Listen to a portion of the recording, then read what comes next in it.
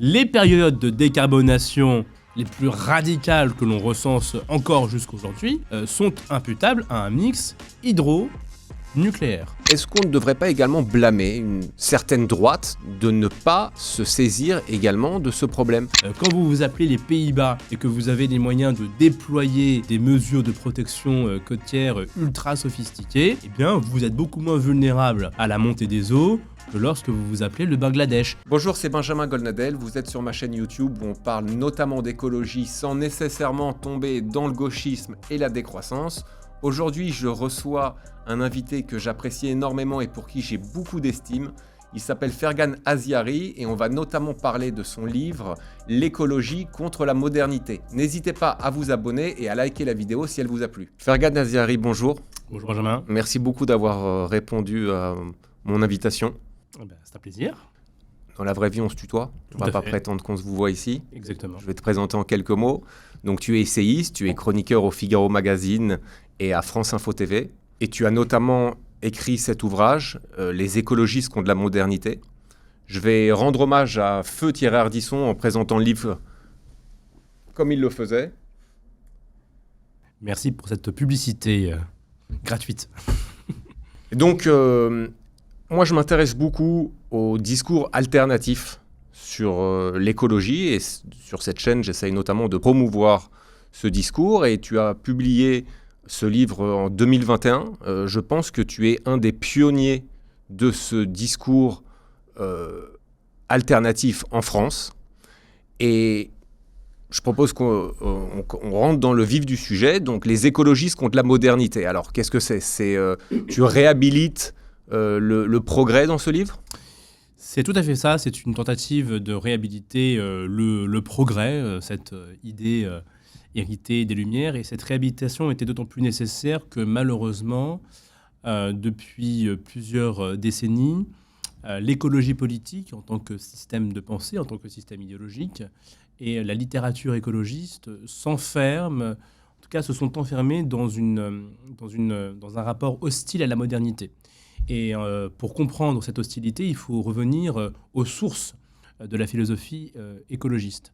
Et il faut d'abord, je crois, dissiper un premier malentendu. Qu'est-ce que l'écologie politique et comment définir l'écologie ? Alors, qu'est-ce que c'est ? Alors, on est parfois tenté de définir l'écologie politique comme une simple préoccupation environnementale. Ce que j'essaie de montrer, c'est que c'est bien plus que ça.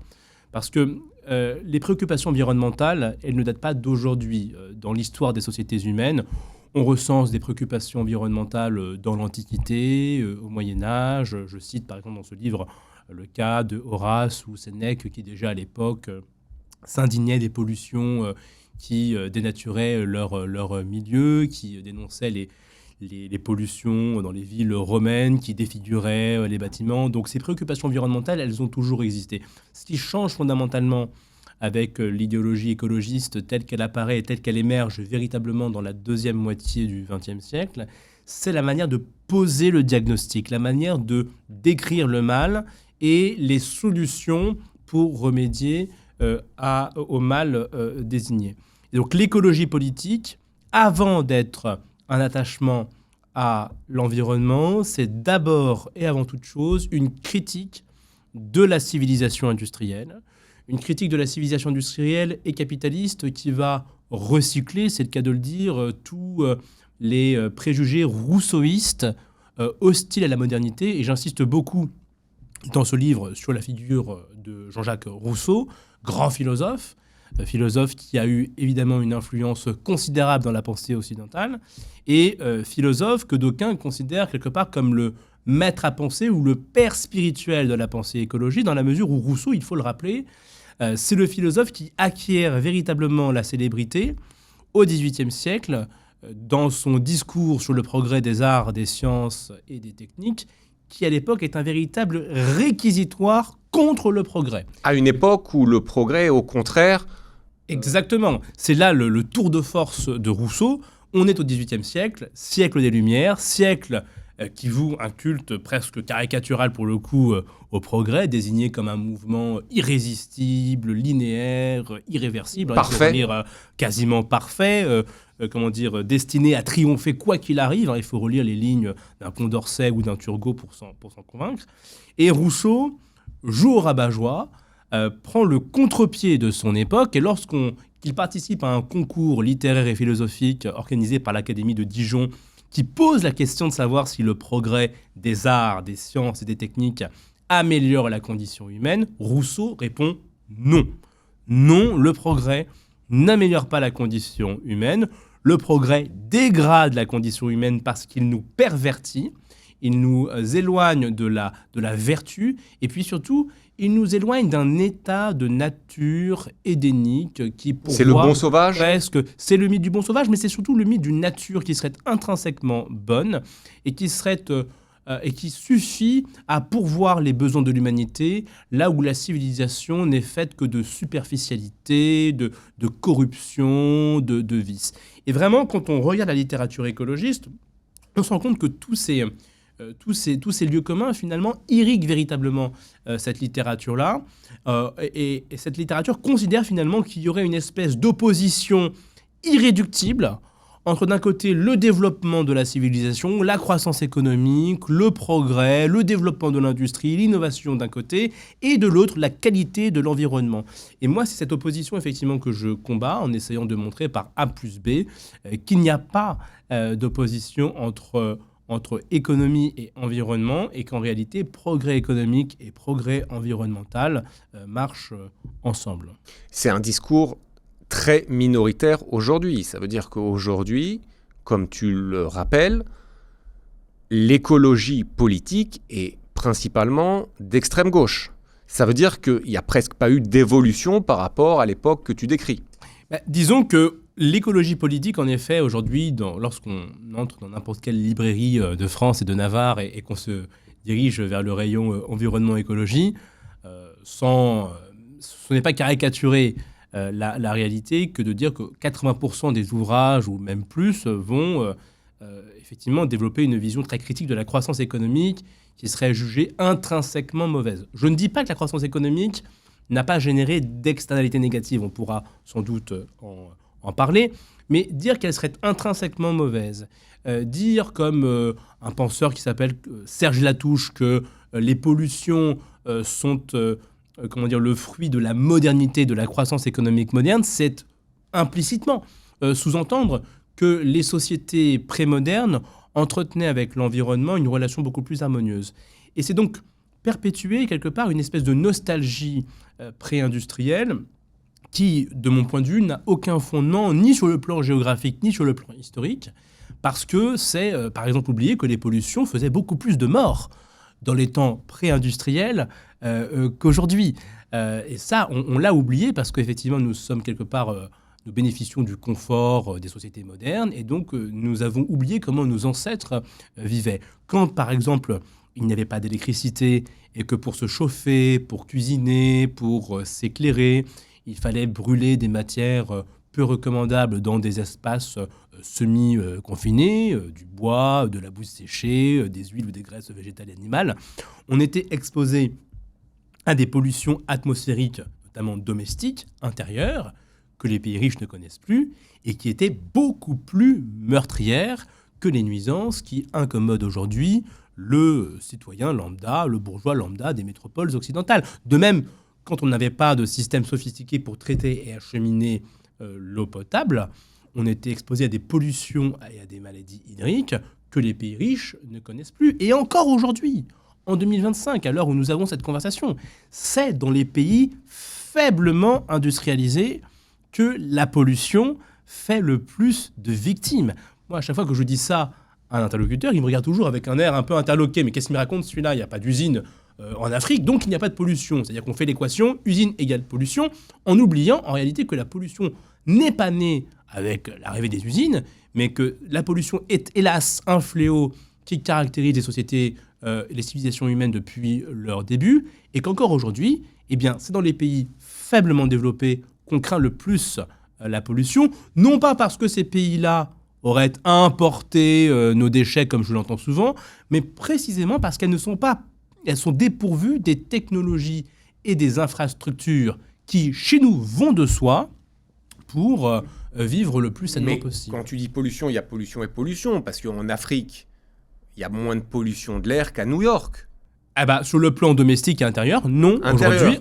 Aujourd'hui, en Afrique, la pollution domestique et intérieure fait beaucoup plus de dégâts qu'à New York, parce que, encore une fois, quand vous avez quasiment un foyer subsaharien sur 2, il me semble que ce sont ces chiffres-là, c'est peut-être approximatif, qui n'a pas un accès régulier à l'électricité, eh bien, quand vous regardez les principaux facteurs de mortalité dans les pays d'Afrique subsaharienne, vous avez dans le top 5 des maladies environnementales en raison précisément du défaut de technologies et d'infrastructures basiques que j'ai mentionnées plus tôt. Alors certes, les pays développés ont d'autres nuisances que les pays peu développés n'ont pas. C'est un arbitrage, mais il n'en demeure pas moins que les pays faiblement industrialisés sont exposés à des pollutions beaucoup plus dangereuses et meurtrières que les pays développés aujourd'hui. Et c'est pourquoi j'insiste sur le fait qu'il n'y a pas d'opposition, d'antagonisme entre développement et environnement, parce que c'est à mesure que les peuples se développent, c'est à mesure que les peuples s'embourgeoisent, que ces nations ont accès à des technologies et à des infrastructures qui permettent de rendre leur environnement beaucoup plus hospitalier. J'entends bien, mais c'est peut-être faire peu de cas des conséquences qu'amène également le progrès et la prospérité, et je veux parler du réchauffement climatique. Alors, tu as tout à fait raison de mentionner le cas du réchauffement climatique, qui est indiscutablement une maladie de la modernité. C'est vrai qu'aujourd'hui, les gaz à effet de serre sont principalement ennemis par les nations industrialisées, que l'Afrique subsaharienne a peu de choses à voir avec le changement climatique anthropique. Simplement, la question est de savoir si, en partant de ce constat, il faut jeter le bébé avec l'eau du bain, ou si on ne peut pas considérer que la modernité, en tout cas que la civilisation industrielle, recèle en son sein les instruments pour faire face aux nouveaux défis et aux problèmes qu'elle a provoqués. Mais alors ça, dans ce cas-là, se pose la question, et je te la pose, à quel point tu considères qu'il y a une urgence climatique ?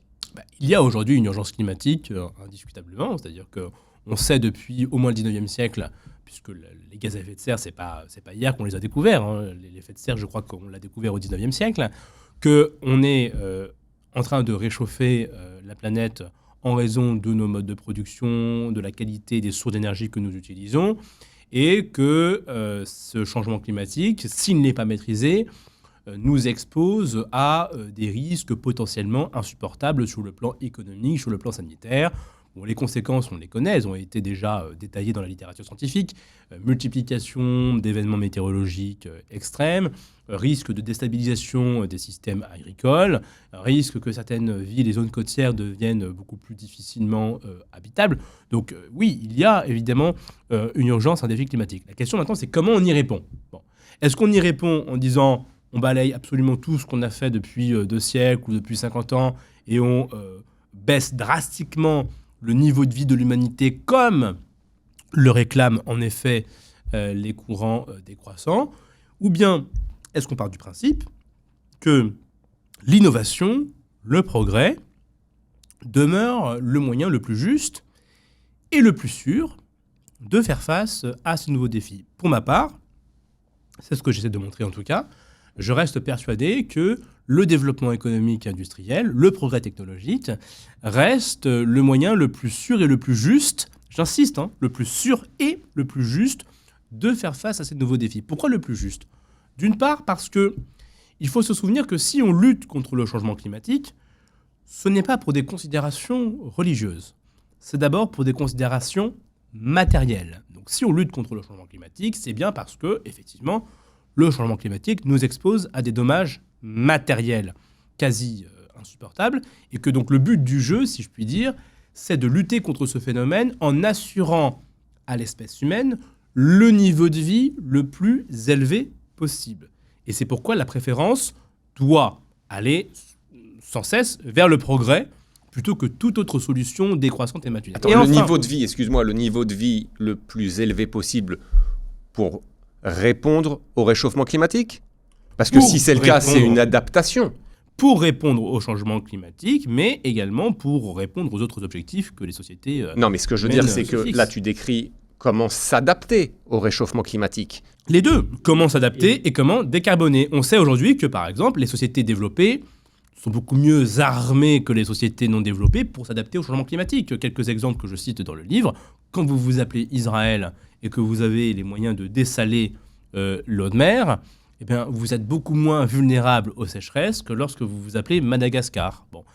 Quand vous vous appelez les Pays-Bas et que vous avez les moyens de déployer des mesures de protection côtière ultra sophistiquées, eh bien, vous êtes beaucoup moins vulnérable à la montée des eaux que lorsque vous vous appelez le Bangladesh. Et vous êtes même capable, comme le font les Pays-Bas depuis maintenant quelques siècles, de bâtir une civilisation prospère en dessous du niveau de la mer. Alors, autre exemple qui n'a pas grand-chose à voir avec le changement climatique, mais quand vous vous appelez le Japon et que vous avez les moyens de vous doter de normes parasismiques, eh bien, vous êtes beaucoup moins vulnérable au séisme, au tremblement de terre, que lorsque vous vous appelez Haïti. Donc, on voit bien que le développement économique et industriel est source de résilience face aux aléas naturels. Et c'est d'ailleurs pourquoi, lorsque tu regardes la courbe des victimes de catastrophes naturelles depuis environ le début du XXe siècle, depuis un siècle, alors même que la population humaine a été multipliée par 4, nous sommes passés de 2 milliards d'êtres humains au début du XXe siècle à environ 8 milliards aujourd'hui, le nombre de victimes de catastrophes naturelles n'a cessé de baisser aussi bien en valeur relative, c'est-à-dire en proportion, qu'en valeur absolue. Donc on est de plus en plus nombreux. Il y a de moins en moins de gens qui meurent de catastrophes naturelles. Non pas parce que ces catastrophes naturelles seraient moins fréquentes ou moins violentes, mais parce que précisément... On sait mieux y répondre. On sait mieux y répondre, on est beaucoup plus résilient, on a de meilleures infrastructures, on a de meilleurs systèmes d'information, on a de meilleurs systèmes assurantiels, on a de meilleures politiques publiques, des meilleures normes qui permettent à l'humanité d'être moins vulnérable à ces fléaux qui sont quand même assez anciens. Et c'est pour cette raison-là qu'il serait criminel d'abandonner le développement économique.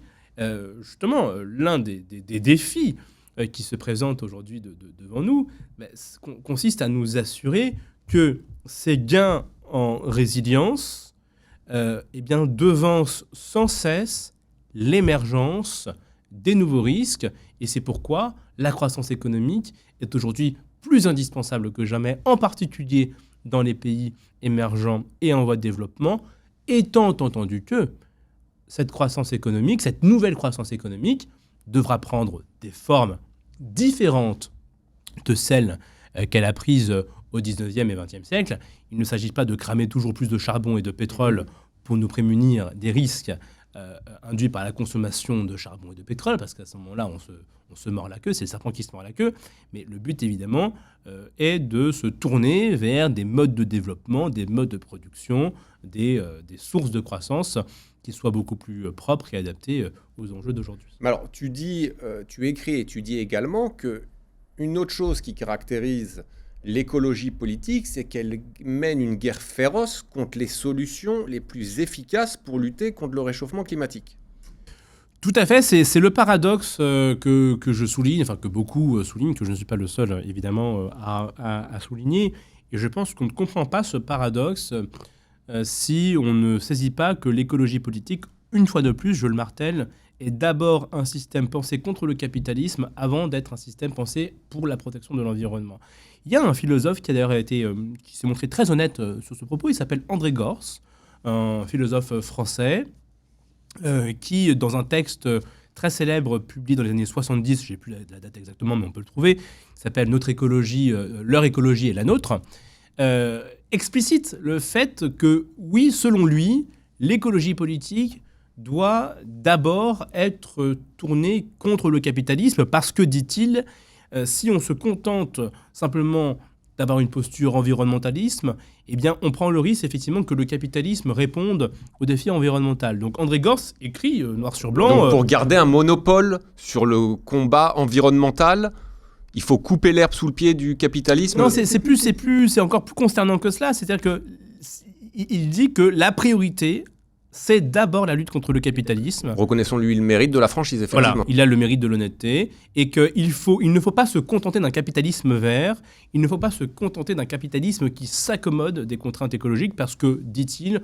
le capitalisme est un système qui est suffisamment plastique et flexible pour s'adapter à cette donne environnementale et qu'après tout, il est tout à fait plausible que ce système puisse résoudre le défi écologique. Et donc lui, en effet, attaque le capitalisme sur le terrain de la sauvegarde d'un mode de vie plutôt traditionnel, ce qu'il appelle la conservation du monde vécu. Enfin, il a une formulation de ce genre-là pour bien signifier que ce qui lui importe avant toute chose, c'est de lutter contre la modernité, en tout cas une certaine conception du progrès, que préserver l'environnement. Et donc, parce que effectivement, la lutte contre le capitalisme est placée par ces militants avant la protection de l'environnement, eh bien, on en vient paradoxalement à s'attaquer aux solutions les plus crédibles pour lutter contre le changement climatique. Comme l'exemple le plus évident est évidemment le cas du nucléaire en France et même dans le monde. On a en France l'une des électricités les plus décarbonées du monde développé. Quand vous regardez la trajectoire des émissions de CO2 de la France au XXe siècle, le moment où les émissions de CO2 chutent le plus rapidement, c'est la décennie, je crois, 77-88, qui correspond à la mise en route du parc nucléaire. Donc on doit l'essentiel de nos performances environnementales et climatiques au parc nucléaire, et pourtant, les écologistes s'acharnent à lutter contre cette source d'énergie plutôt qu'à la promouvoir, à la défendre, et même travailler sans doute à son exportation afin que d'autres pays bénéficient de cet avantage. Donc c'est une opposition à la fois historique, basée sur l'idéologie, et qui continue jusqu'à aujourd'hui. C'est une opposition idéologique, historique, qui continue aujourd'hui. C'est une opposition qui, s'insurge contre, encore une fois, ce qu'ils appellent le paradigme cartésien de l'homme maître et possesseur de la nature. C'est-à-dire qu'on a toute une frange de l'écologie politique qui n'a pas, selon moi, digéré la chute du mur de Berlin, qui n'a pas digéré en réalité la supériorité du système capitaliste sur le système collectiviste. Et après l'échec des utopies marxistes et tiers-mondistes, on s'en prend à l'humanisme hérité de la tradition occidentale, et on s'en prend à l'idée même que l'homme puisse être propriétaire quelque part de la nature. Et pour ces gens-là, pour des philosophes comme Dominique Bourg, mais aussi pour un ingénieur comme Jean-Marc Jancovici, l'idée d'une humanité toute puissante, capable effectivement d'utiliser les forces de la nature à son profit de manière quasi démiurgique, est une perspective qui est cauchemardesque, et c'est pourquoi ces militants aujourd'hui s'opposent à ce qu'ils appellent le technosolutionnisme, parce que pour eux, la technique, la technologie est symbole de toute puissance, de pouvoir, de domestication de la nature par l'homme. Est-ce que le meilleur exemple, c'est pas le scientifique collapsologue Aurélien Barraud qui explique que quand l'humanité aura réussi à maîtriser la fusion nucléaire, ça sera la pire chose qui puisse arriver. Exactement, c'est un très bon exemple, mais vous savez, Jean-Marc Jancovici tient le même discours aussi. Quand vous lui demandez ce qu'il pense de la fusion nucléaire, alors on n'y est pas tout de suite, hein. Moi je ne suis pas scientifique, je ne sais pas à quelle échéance cette technologie pourrait être développée, mais enfin, tout le monde s'accorde à dire que si demain elle existait, ça résoudrait beaucoup une bonne partie de nos problèmes, parce qu'on aurait une énergie quasi illimitée, très propre, qui produit très peu de déchets. Donc ce serait quasiment la pierre philosophale de l'humanité si on venait à découvrir cette source d'énergie, en tout cas à savoir comment la maîtriser. Eh bien, en effet, quand vous écoutez Aurélien Barraud, Jean-Marc Jancovici et autres, ils vous disent que l'accès à une source d'énergie propre, abondante et quasi illimitée est, je cite Aurélien Barraud, la pire chose qui puisse arriver. Vous voyez, c'est même pas la catastrophe nucléaire, la pire chose, ce n'est même pas la pauvreté, c'est pas la misère. Non, la pire chose, c'est l'abondance d'énergie propre. Mais parce qu'il explique que cette énergie abondante permettra encore davantage à l'homme de faire du mal à la nature. Donc on revient dans ce que tu décrivais, c'est l'influence de Rousseau. Enfin, il me semble que l'homme corrompu par la société est forcément mauvais. C'est ça. C'est la crainte que l'homme puisse poursuivre sa quête de prospérité amorcée depuis la révolution industrielle. La crainte que l'homme, effectivement, dispose des pleins pouvoirs sur la nature, dans la mesure où l'homme est considéré comme une créature qui serait nécessairement nuisible. Je ne dis pas que l'homme fait toujours tout bien, mais là, en l'occurrence, c'est l'idée qu'il serait nécessairement nuisible, que la nature est bonne, que l'homme est forcément mauvais, avec ceci de paradoxal que ce procès intenté à l'humanité vient des mêmes militants qui reprochent précisément à la modernité d'avoir séparé excessivement l'homme et la nature, d'avoir considéré l'homme et la nature comme deux entités excessivement séparées.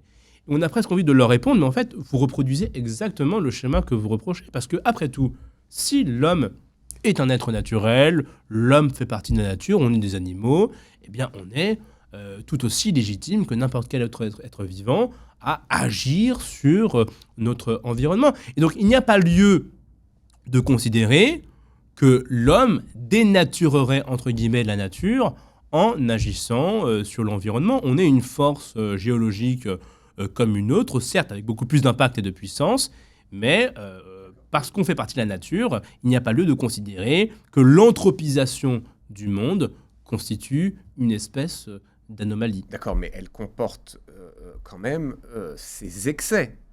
Ça veut dire, tu as un discours extrêmement optimiste sur cette prospérité, ce progrès, sur la technologie, même sur l'industrialisation des choses, mais qui comporte également ses excès. Tu apprécies énormément qu'en Chine, tu aies des fermes avec des centaines de milliers de porcs. Est-ce que tu apprécies le raclage des fonds marins, la surpêche industrielle? Tu ne dénonces aucun excès? Évidemment qu'il y a des excès. Ces excès, il faut les réguler quand ils existent, mais je dis simplement qu'il ne faut pas prétexter ces excès pour jeter le bébé avec l'eau du bain et pour nier le bilan de la civilisation industrielle. Moi, ce livre tente vraiment de restituer un bilan, de rétablir un procès qui, je crois, n'est pas toujours équitable, et de rappeler que on était 2 milliards il y a un siècle, on est aujourd'hui 8 milliards. Si nous sommes devenus aussi nombreux, ce n'est pas parce que notre natalité a bondi, c'est parce que notre mortalité s'est effondrée. Parce qu'on se nourrit mieux, parce qu'on respire mieux, parce qu'on est mieux soigné, parce qu'on bénéficie d'une meilleure hygiène, et aussi parce que cette civilisation industrielle que certains critiquent nous a, je le répète, délivré d'un environnement qui était jadis beaucoup plus toxique que celui que nous habitons désormais. Tu me réponds sur l'homme. Je te parle des animaux, tu me réponds sur l'homme. Qu'est-ce qu'il en est de l'impact sur les animaux? La biodiversité, par exemple. Par exemple. Alors, c'est une très bonne question. Alors, le problème du mot biodiversité, c'est que c'est un mot fourre-tout qui, aujourd'hui, désigne à peu près tout et n'importe quoi.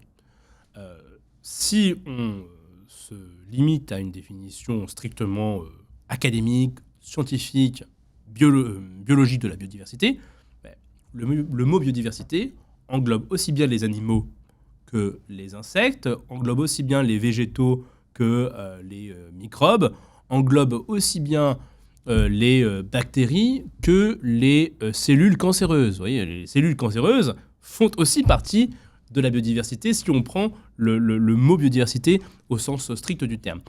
Donc, tout le problème est que celui qui dit qu'il veut protéger la biodiversité n'a encore rien dit. Il n'a rien dit des espèces qu'il voulait protéger. Il n'a rien dit des écosystèmes qu'il voulait sanctuariser, protéger. Et puis surtout, il n'a rien dit des contreparties acceptables à la protection de telle espèce ou de tel écosystème, en sachant pertinemment qu'on ne peut pas protéger n'importe quoi à n'importe quel prix, parce que l'homme doit aussi aménager son espace pour vivre et prospérer. Et il arrive en effet que certains aménagements se fassent au détriment d'une certaine partie de la biodiversité. Mais on nous explique que l'écosystème, c'est, je crois, Hugo Clément qui revient tout le temps qui revient souvent sur cette image, c'est une maison. Et si tu enlèves une brique, ça va, tu enlèves une autre brique, ça va, mais au bout de plusieurs briques, ça va pas, et ça tombe. Je ne suis pas sûr que cette vision de la nature soit tout à fait conforme à la science en réalité. Quand on prend la révolution darwinienne, celle qui a bouleversé notre conception de la nature, les théories darwiniennes insistent beaucoup sur la notion de hasard, d'aléa, et donc cette vision qui voudrait que la nature formerait une espèce de tout harmonieux, prend le contre-pied de l'évolution de la biodiversité. 99% des espèces qui ont habité cette planète ont été décimées. Donc ça ne colle pas avec cette vision un peu holiste et je pense pseudo-religieuse de la nature que certains essaient d'imposer. Mais est-ce que tu te rends compte qu'on a l'impression, on a l'impression que l'immense majorité des experts de la question ne disent pas ça. L'immense majorité est alarmiste. Mais parce qu'il y a des problèmes. Moi, je ne dis pas qu'il y a des problèmes qui se posent en termes de biodiversité. Je dis simplement qu'il faut mieux définir le problème. La biodiversité, encore une fois, il y a à boire et à manger. Il y a dans la biodiversité des éléments qui nous tuent, des éléments qui nous sont utiles. Et donc, tout l'enjeu, selon moi, est de savoir ce que l'on veut protéger et à quel prix on veut protéger. Je fais souvent la comparaison avec la médecine. Qu'est-ce que la médecine ? Si ce n'est l'art de distinguer la bonne biodiversité de la mauvaise. Celle qui nous maintient en vie et celle qui nous tue. Par exemple, la science nous apprend que nous vivons en symbiose avec des bactéries qui sont nécessaires au bon fonctionnement de notre organisme. Mais ce n'est pas pour autant qu'on va renoncer aux antibiotiques et qu'on va renoncer à lutter contre les bactéries les plus mortelles. De la même manière, la science et la médecine laissent entrevoir demain peut-être l'usage de plus en plus répandu de virus à des fins thérapeutiques, ce qu'on appelle la virothérapie. Par exemple, on imagine, on songe à utiliser, peut-être que cela se fait déjà, il faudra vérifier, je ne suis pas médecin, mais on songe à utiliser de plus en plus de virus qui seraient génétiquement modifiés pour cibler certains types de cellules cancéreuses. Mais ce n'est pas pour autant que l'on va renoncer à se vacciner contre la Covid et autres virus qui ont décimé l'humanité. Donc la médecine est l'art de pratiquer une sélection entre la bonne biodiversité et la mauvaise biodiversité. Moi, ce que je dis tout simplement, c'est que l'homme est fondé à appliquer cette sélection à son environnement. Je prends un exemple assez répandu, là aussi assez classique. Quand au 19e siècle, on assèche les zones humides, on va faire du tort à certaines parties de la biodiversité. Mais en même temps, il y a un consensus historique pour dire que l'assèchement des zones humides a constitué un progrès dans la lutte contre le paludisme, dans la mesure où les zones humides étaient des zones de reproduction des moustiques vecteurs de cette maladie. Donc c'est un arbitrage. De la même manière, dans l'agriculture, on reproche l'usage, on dit que les pesticides ont un impact sur la biodiversité. C'est vrai, c'est leur boulot. Le but d'un insecticide, c'est de tuer les insectes.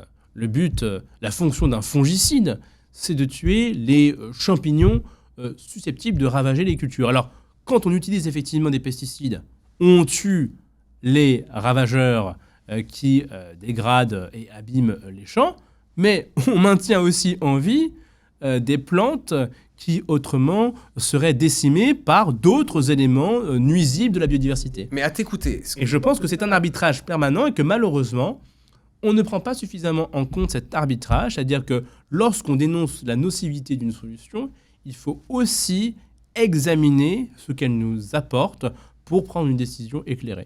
Mais à t'écouter, j'ai presque l'impression que tu crois tellement au progrès et quelque part en l'homme que non seulement on n'a pas besoin des écolos politiques, mais on n'a même pas besoin vraiment des environnementalistes puisque les choses vont se régler naturellement. Non, c'est pas ce que je dis. Les militants écologistes et environnementalistes ont évidemment une utilité dans le sens où... Lesquels ? Laquelle ? Ce sont des lanceurs d'alerte. Et donc moi, je crédite volontiers, effectivement, certaines organisations, certains militants, d'avoir mis à l'agenda médiatique des questions qui étaient peut-être pas suffisamment traitées avant eux. Tu as des exemples ? Jean-Marc Jancovici, je l'ai critiqué tout à l'heure sur effectivement son discours anti-fusion nucléaire, anti-progrès, mais bon, il a été quand même évidemment un pionnier et très utile à l'établissement d'un état des lieux, et il a aidé nos sociétés à prendre conscience des défis qui sont les leurs. Donc je rends à César aussi ce qui est à César. Donc je ne dis pas que tout est automatique. Je pense effectivement que nous avons besoin d'une société civile forte et de militants écologistes aguerris pour faire pression sur les entreprises, les États, afin que celles-ci mettent en œuvre les bonnes politiques publiques destinées à résoudre les problèmes qui sont les nôtres. Mais ces militants écologistes doivent être éclairés et doivent s'inscrire dans un paradigme favorable au progrès. Moi, tu vois, mon rêve serait par exemple qu'il y ait tous les jours des militants écologistes à la Défense qui jettent des tomates sur la tour Total pour pousser Total à investir davantage dans le nucléaire. Oui, ça aurait vraiment de la gueule d'avoir des militants qui poussent les entreprises à investir leurs capitaux dans les technologies les plus utiles et qui sont aujourd'hui sans doute sous-investies et sous-exploitées. Ça, c'est quelque chose qui, pour moi, serait véritablement utile. Malheureusement, ça n'existe pas encore. Tu crois beaucoup, et à mon sens tu as raison, tu vois le nucléaire comme la principale solution. Mais ça ne peut pas être que le nucléaire. Alors qu'est-ce qu'il y a d'autre ? Qu'est-ce qui va C'est la principale solution. Pourquoi j'insiste là-dessus ? Parce qu'elle met du temps, cette solution. C'est pas pour demain. Pas vrai. Ce n'est pas vrai. Parce que, encore une fois, quand on regarde les chiffres et les périodes de décarbonation les plus rapides que l'on recense dans les pays développés, toutes sont imputables au nucléaire. Donc quand on dit que le nucléaire est une énergie lente à se déployer, alors oui, à construire. Alors un réacteur nucléaire, voilà, ça met du temps. Un réacteur nucléaire, ça met plus de temps effectivement à être construit qu'une éolienne et qu'un panneau solaire, je le concède, mais une fois qu'il est construit, non, mais ça d'accord, ça y a bien sûr, sur mais c'est ça qu'il faut regarder. C'est-à-dire que quand on regarde encore une fois au XXe siècle, les périodes de décarbonation les plus fortes les plus rapides, les plus radicales que l'on recense encore jusqu'aujourd'hui, sont imputables à un mix hydro-nucléaire. Donc le nucléaire est la source de décarbonation la plus puissante, la plus rapide à notre disposition à ce jour. Et qu'est-ce que tu réponds à ceux... Et je termine.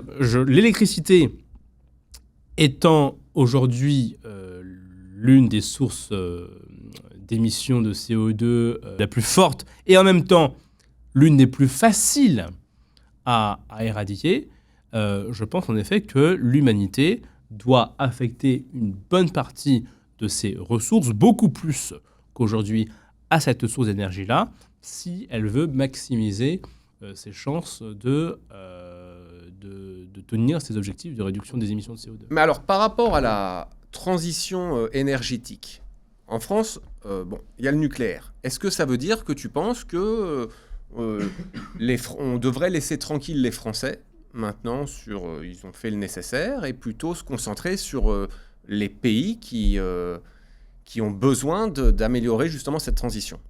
Ce qui est certain, c'est que la France est l'un des pays les plus vertueux sur le plan climatique. Alors, est-ce à dire qu'il faut s'en contenter ? Je ne pense pas. Simplement, nous avons, je crois, un problème d'analyse coût-bénéfice dans l'élaboration des politiques environnementales aujourd'hui. Avec le risque de miner l'acceptabilité sociale de la transition écologique, parce que, à force de ne pas évaluer les solutions les plus efficaces, on en vient à promouvoir des solutions très coûteuses qui consomment beaucoup de ressources, qui exigent des efforts disproportionnés au regard des objectifs poursuivis, et donc avec le risque d'un backlash des opinions publiques qui diraient c'est assez, un mouvement type gilet jaune qui se répandrait par-delà les frontières. Le problème étant le suivant. En France, parce qu'on a une électricité décarbonée à plus de 90%, on a épuisé la liste des mesures les plus faciles à mettre en œuvre pour décarboner notre économie. Et donc nous sommes confrontés de ce point de vue-là à ce que les économistes appellent des rendements marginaux décroissants. C'est-à-dire que chaque euro supplémentaire investi dans la transition écologique en France se traduit par une efficacité de plus en plus faible. Voilà. Et je pense que c'est de là que vient le mécontentement et le scepticisme croissant à l'égard des politiques environnementales. Et on néglige une chose, c'est que le changement climatique, c'est un problème mondial. Ce n'est pas un problème qui est national. Donc quand tu élimines 1 tonne de CO2 à New Delhi et 1 tonne de CO2 à Paris, sur le plan environnemental, ça revient au même. Simplement, la tonne de CO2 à New Delhi sera beaucoup plus facile et beaucoup moins coûteuse à éliminer que la tonne de CO2 supplémentaire à Paris. Pourquoi ? Parce que comme à New Delhi, il y a quasiment tout à faire. 1 euro investi en Inde ou en Afrique du Sud ou en Indonésie ou de je ne sais quel pays en développement. Cet euro sera beaucoup plus efficace. Exactement. Cet euro produira beaucoup plus d'effets sur le plan environnemental que le même euro investi, par exemple, dans la rénovation thermique des bâtiments. Bon, dit comme ça, c'est très simple. Mais alors, comment se fait-il que ça ne soit pas appliqué ? C'est une très bonne question. Moi, ça fait partie des choses que je ne cesse de marteler dans les quelques médias dans lesquels j'interviens. Le grand problème aujourd'hui, c'est qu'on a effectivement une disproportion entre les secteurs prioritaires dans lesquels on devrait investir notre argent, notre enveloppe de transition énergétique, et la réalité des investissements. Aujourd'hui, l'écrasante majorité des investissements écologiques sont concentrés dans une poignée de pays riches qui ont déjà atteint un stade très avancé, alors même, encore une fois, que ces investissements, s'ils étaient réalisés dans les pays du Sud, produiraient beaucoup plus de résultats. Pourquoi ce n'est pas fait ? Écoute, je ne sais pas, un mépris de l'analyse coût-bénéfice, peut-être une préférence aussi pour les effets d'annonce et les mesures qui sont visibles, immédiates, c'est-à-dire que lorsqu'on dit on va rénover le bâtiment en France, voilà, on le voit, donc c'est beaucoup plus facile d'arriver auprès du grand public et de dire, voyez, on fait quelque chose, alors que participer à remplacer des centrales qui tournent au charbon par des sources d'énergie bas carbone en Afrique du Sud, c'est beaucoup plus lointain, c'est beaucoup moins sexy, et peut-être que c'est moins vendable auprès de l'opinion publique. Et pourtant, ce serait, je le répète, peut-être 10, 100, 1000 fois plus efficace de faire cela. Mais parce que tu sais te montrer critique vis-à-vis des écolos politiques et de leur aspect gauchisant. Mais est-ce qu'on ne devrait pas également blâmer une certaine droite de ne pas se saisir également de ce problème ? Mais tout à fait. Je suis tout à fait d'accord avec ça. C'est-à-dire que malheureusement, il y a à droite une tendance à prendre le contre-pied systématique de ce que dit l'autre camp, quel que soit le bien fondé de la proposition, et réciproquement d'ailleurs. Je veux dire, ce sont des mécanismes de tribaux assez classiques. Mais est-ce que tu ne crois pas que c'est justement parce que l'écologie est depuis maintenant longtemps un monopole de la gauche, voire de la gauche radicale, que ça a un effet répulsif pour les gens qui ne se reconnaissent pas dans ce camp politique, et que du coup, ce sujet est devenu un sujet qu'ils ne souhaitent pas aborder ? Oui, mais je pense qu'il faut faire son autocritique. C'est-à-dire qu'on ne peut pas se plaindre effectivement que tel ou tel enjeu soit complètement entre les mains de la gauche si on l'a négligé. Le fait est effectivement que les courants libéraux, ce qu'on appelle la droite, ont longtemps négligé cette question. Il faut le dire. Moi, quand j'ai écrit cet ouvrage, alors tu m'as dit que j'étais pionnier. Alors, je n'irai peut-être pas jusque-là, Mais c'est vrai que j'ai eu beaucoup de mal à trouver en France de la littérature environnementaliste qui soit plutôt éco-moderniste. C'est la définition d'un pionnier. C'était très répandu dans le monde anglo-saxon, effectivement, c'était une littérature qui était très répandue.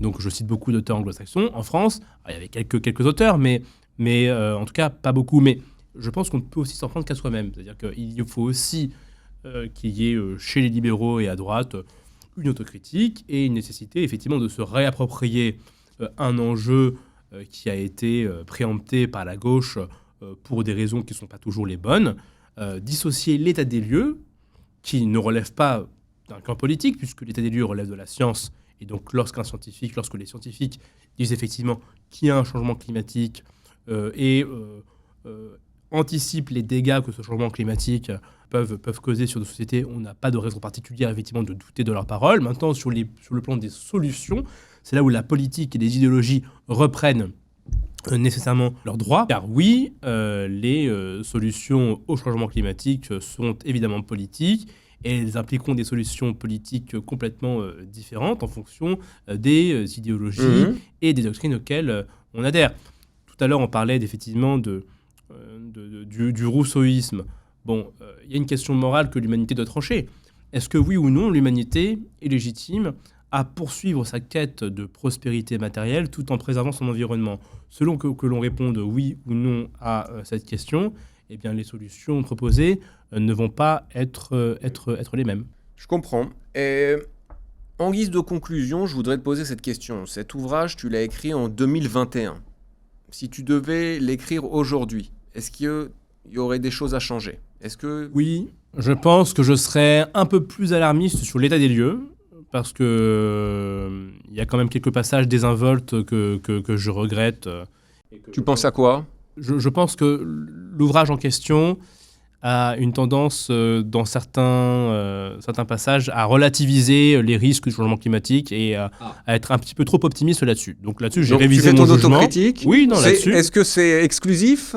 Tu l'as déjà fait? Oui, je crois que je l'ai déjà dit ailleurs, peut-être pas aussi longuement et peut-être pas en insistant comme je le fais maintenant. Mais peut-être, effectivement, aurais-je dû inciter davantage sur l'état des lieux et être plus... pas alarmiste, mais en tout cas plus réaliste, en tout cas sur les risques auxquels nous sommes confrontés. Maintenant, sur les solutions, je ne change pas une ligne. Je reste persuadé que le progrès est la meilleure des manières d'aborder ce sujet. Et là où je changerais le bouquin pour être aussi plus optimiste, pour contrebalancer ce que je viens de dire, c'est que lorsqu'on lit les rapports du GIEC, le GIEC nous dit que la majeure partie des solutions à mettre en œuvre pour lutter contre le changement climatique, on les a déjà. Donc il ne s'agit pas de faire de science-fiction. La plupart des technologies nécessaires à l'adaptation et à la décarbonation sont déjà disponibles, sont sur le marché. Donc il n'y a pas besoin de faire de technosolutionnisme, de faire de la science-fiction, de faire de l'anticipation pour penser à quoi pourraient ressembler nos modes de production de demain. On peut le mettre en œuvre. Tout est question de moyens et de volonté politique. Et donc, il ne tient qu'à nous de prendre les bonnes mesures pour répondre à ces enjeux. Eh ben, je suis content de terminer sur cette note optimiste. Voilà. C'était très intéressant. Fergan Azieri, merci beaucoup. Merci à toi, Benjamin. Voilà, j'espère que cet entretien vous a plu autant que j'ai pris de plaisir à le mener. Je remercie encore mon invité Fergan d'avoir accepté et de s'être prêté au jeu. Et puis nous, on se dit à bientôt. On va bientôt publier de nouvelles vidéos. N'hésitez pas à vous abonner.